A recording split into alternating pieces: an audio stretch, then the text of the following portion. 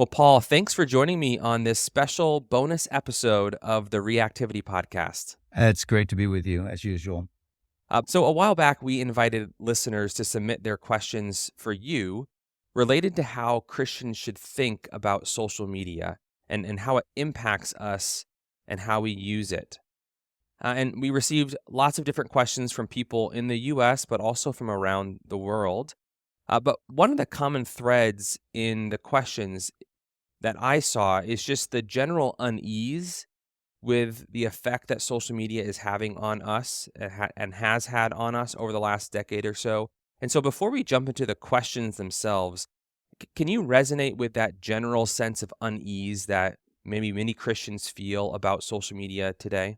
It's very hard to argue that social media has had a positive effect on culture, and particularly in Christian culture. There's something about the depersonalization of our communication that has had a tremendous negative effect on us and has created a comfortability with things that we should not be comfortable with, has created a tribalism that we shouldn't be comfortable with, a love of controversy that we should not be comfortable with. And so I share that concern. Recently, I just got rid of Instagram because it was a rabbit hole for me. And I don't want to be controlled by something that is meant to be a tool. Mm.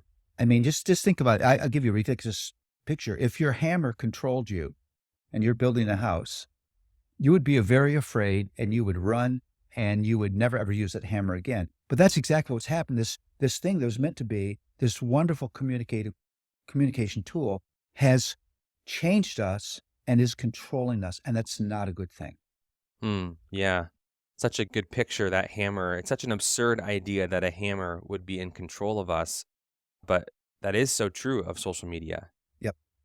All right, so let's dig into the actual questions that we received. First one from a listener in South Carolina. They write, "For all of its benefits, it seems like one of social media's biggest dangers is that it can actually work against true community and relationship. Do you agree with that? And if so, what can we do to make sure social media doesn't have that effect on us?" Well, I think that's absolutely true. I think that it has become a fake replacement of true community. We had a Starbucks. There were 5 young people sitting in a row. They were all on their phones. They were reacting to one another through the phone, although they were sitting next to one another. That's craziness. And they weren't actually enjoying the community they could have enjoyed if they just put their phones away and looked at one another's face and had normal conversations. So if you're on social media, you have to say to yourself every day, this is not community. This is not community. This is not community. This is not community. And you have to be careful to pursue true, meaningful, face-to-face, real human community. Because this is not community. It's some weird alien thing, but it's not community. The people that friend you are not your friends. They're just not. If you take true friendship, most of the people that we would think are our digital friends do not rise to the level of what a true friendship would be. So, yes, I agree with that. And we can't allow ourselves to think that this is actually community. So the problem, if I were to summarize what you're saying, the problem isn't necessarily the relatively thin relationships, if we can call it that we have on social media. The problem comes that we sometimes confuse those for real community, real friendship, when really it's not that, it's something different. So let me give an example. The person that I'm interacting with on social media, they don't know what my day's been like. They don't know the struggle of my family. They don't know my hopes and dreams and joys. They haven't confronted me in places where I need to be confronted in the right personal way. They don't love me with that faithful love. I have friends who do that, but these people don't. So another question from kind of related to this from a listener in Australia. I'm off social media as it often leads me to waste time and heightens my anxiety. preventing me from giving my best as a homeschool mom and wife. My question is, how do we stay connected with others without sacrificing our own boundaries when nearly all groups that I've come across, whether homeschool or churches or community groups or sporting groups, all of them require involvement with social media to stay connected with the group? So there's two parts to this question. The first answer would be, if social media has been dominating your life in a harmful way, it's harming true community, get off. Some of us just need to separate ourselves because we've lost control of social media. It's just like you would flee any area of sin. My mantra is, good things become bad things when they become controlling things, because I'm only meant to be controlled by King Christ. Second thing, understand that there's a difference between the necessary logistical communication that social media makes easy and letting that replace community. So be comfortable that we can have great contact with one another, easy, instantaneous. We can get details to massive amounts of people quickly. That's a wonderful benefit that saves a lot of time. That's different than allowing that kind of communication to replace true community. So use social media, use digital technology for the efficiency of communication it provides for us in areas where we don't really need community. We just need details getting out there, and make sure that that doesn't replace true community. All right, another question from a listener in Vancouver. What advice would you offer to parents when it comes to teaching our children how to use digital technologies, digital media in a biblical way? And in particular, they ask, how can we protect their minds from the negative effects of social media? Well, I think, first of all, age is a big deal. I don't think 9, 10-year-olds have any ability whatsoever to have the maturity of wisdom to make choices that they're going to have to make if they have technology where everything is available to them. It's just craziness to me. When I see a child of that age walking down the street with a phone, my heart sinks, because I know what they're exposed to, and I know they just do not have the wisdom to make wise choices. So delay. I just talked to a family where kids are in different schools, they're involved in after-school activities, and so they've got their children dumb phones. And basically all they can do is make phone calls. And that's using technology wisely, but they know their children are not ready for the onslaught of what's going to happen.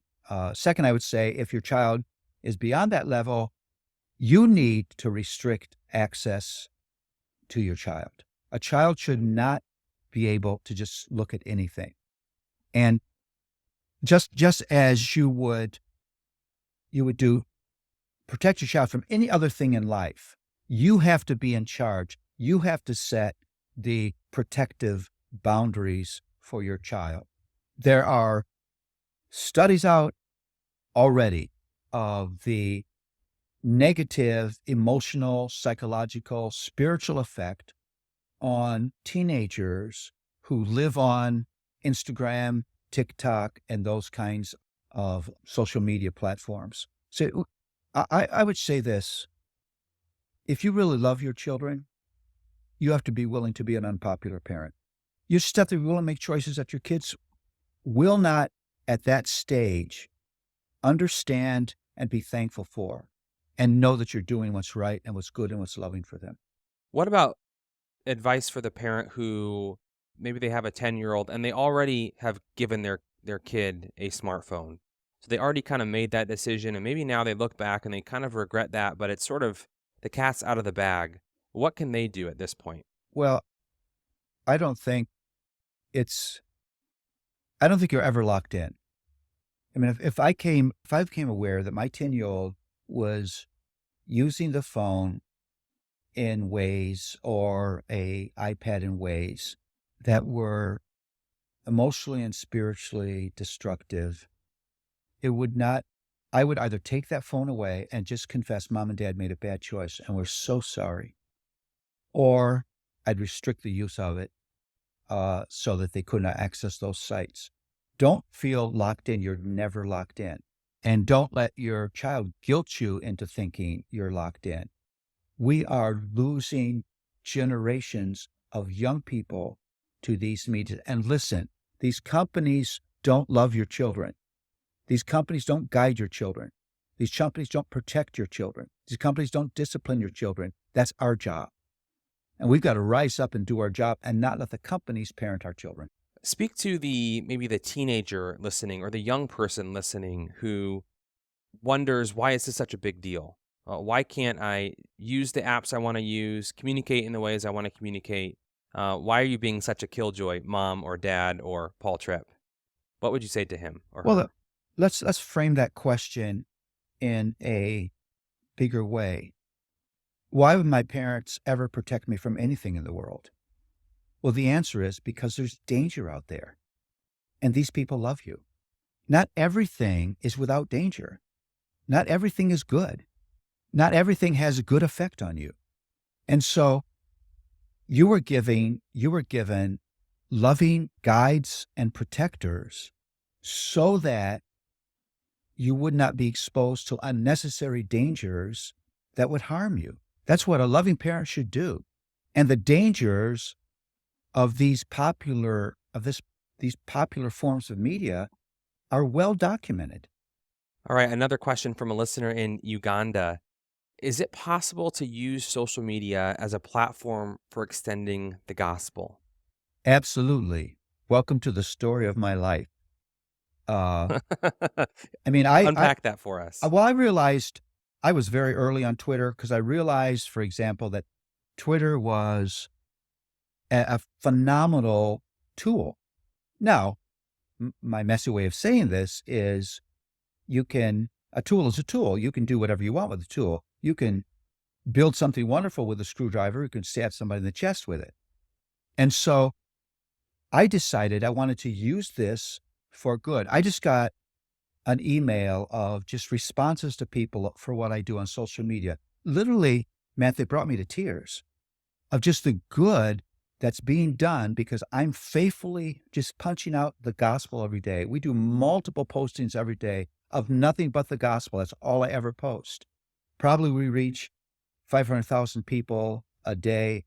Last year, over 100 million visits to our social media sites.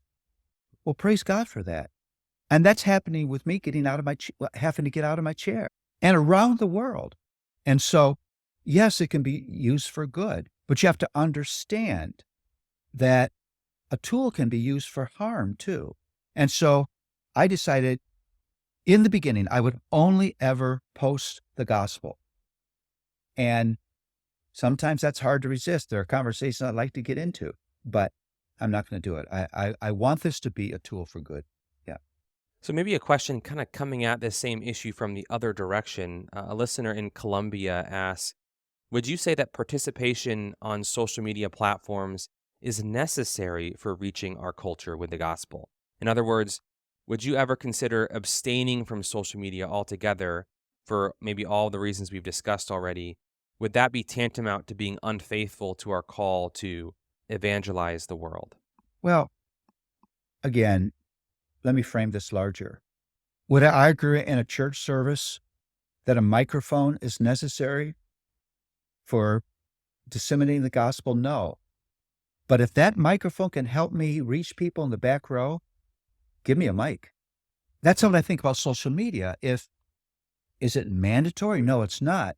But if Paul Tripp can impact a couple in Poland with the gospel on a Tuesday without leaving his house, why wouldn't I want to do that?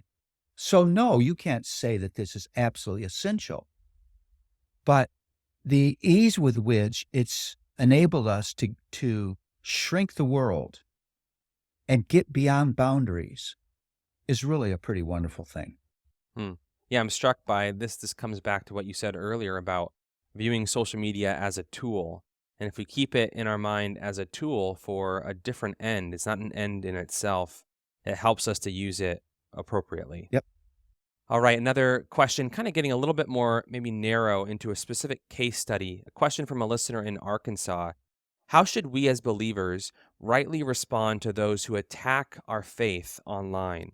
I can't count how many times I've been attacked for my faith online, and I don't always know how to respond with grace and kindness.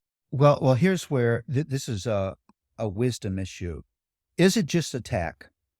That person has no desire whatsoever to communicate with you, doesn't want to hear, doesn't listen, doesn't respect. You're wasting your time talking to that person because they're just searching for Christians to shoot. That's what they're doing. I get that all the time.